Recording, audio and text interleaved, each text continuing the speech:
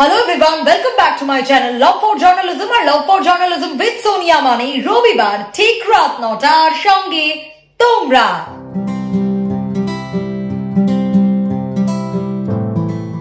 আজ আরো একটা রবিবার আর নতুন একটা এপিসোড, আর নতুন এপিসোড মানেই অনেক নতুন নতুন কিছু জানা। আজও ইন্টারভিউ সিরিজ নিয়েই কথা বলবো, তার কারণ ইন্টারভিউ সিরিজ নিয়ে তোমাদের অনেক অনেক কোয়েশ্চেন রয়েছে। আজকের আলোচনার বিষয় তাহলে কি, কোন বিষয়ের উপর আজ আমরা ফোকাস করব? ইন্টারভিউ দিতে যাওয়া, এবং আমি আগেও বলছিলাম যে তোমার জেস্টার, তোমার কথাবার্তা সবকিছু কিন্তু ডিপেন্ড করবে তুমি যে একজন জেনুইন পারসন এটা তোমায় বোঝাতে হবে। আরেকটাও খুব ইম্পর্টেন্ট টিপস রয়েছে। আজকে কোনো কথা বাড়াবো না, আমি ভিডিও একেবারে বড় করতে চাই না, কারণ এই টিপস গুলো যাতে ডিরেক্টলি তোমাদের কাছে পৌঁছে যায় সেই বিষয়টার জন্যই এই ভিডিওগুলো করা।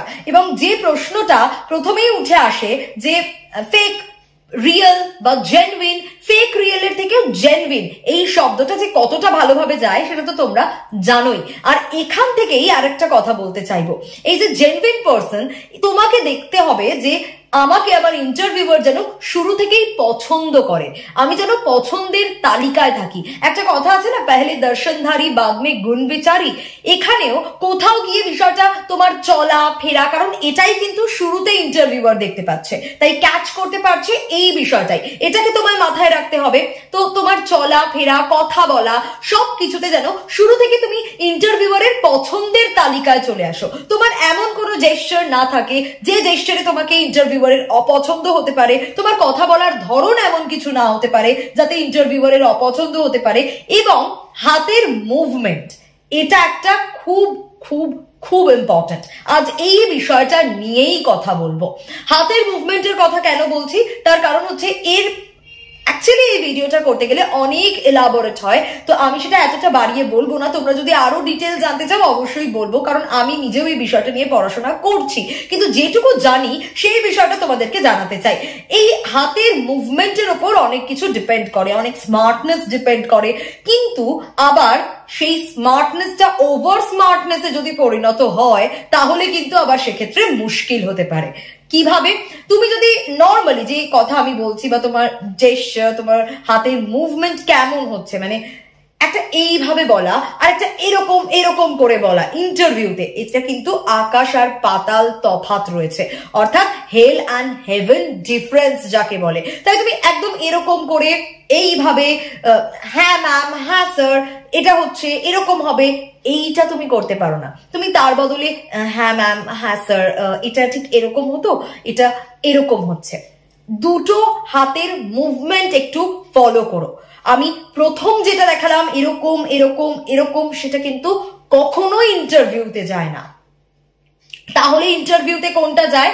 ঠিক হাতেরও মুভমেন্টটা দরকার। আবার যদি তুমি এরকম ভাবে কথা বলো কন্টিনিউয়াসলি, তুমি এরকম করো এরকম করো এরকম করো, এটার মানে কিন্তু তুমি কন্টিনিউয়াসলি একটা স্ট্রেসের মধ্যে থাকছো, তুমি একটা টেনশন করছো, সেই কারণে। এবং আমরা কখনো আনমনা হয়ে হাতের আঙুল ফাটিয়ে ফেলি এইভাবে, যেটাকে খুব গোদা বাংলায় বলা হয়। তো সেই কাজটা আমরা কখনো করব না।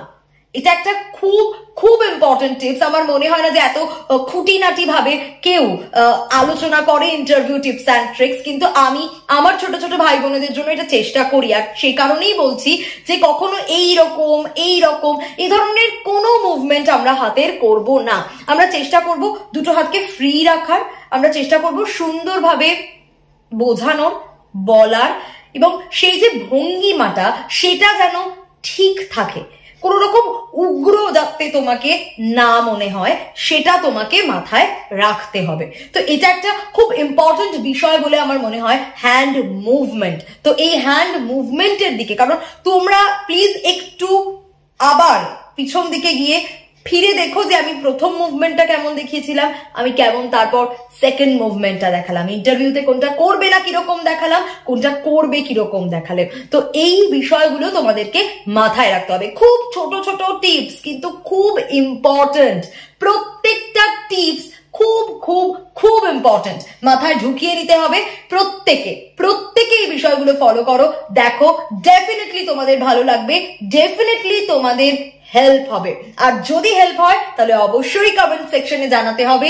ভিডিওটা কেমন লাগলো অবশ্যই জানাতে হবে। এই ভিডিওটা আর বড় করব না, প্রত্যেকে সুস্থ থাকো, ভালো থাকো এবং অবশ্যই সঙ্গে থাকো লাভ ফর জার্নালিজমের। যদি এই ভিডিওটা ভালো লাগে please do like, comment, share আর সাবস্ক্রাইব করতে ভুলো না লাভ ফর জার্নালিজম। দেখা হচ্ছে তোমাদের সঙ্গে আবারও আগামী রবিবার ঠিক রাত 9টায় নতুন কোনো টিপস নিয়ে, নতুন কোনো এপিসোড নিয়ে, নতুন কোনো ভিডিও নিয়ে। প্রত্যেকে সুস্থ থাকো, ভালো থাকো, বাই বাই।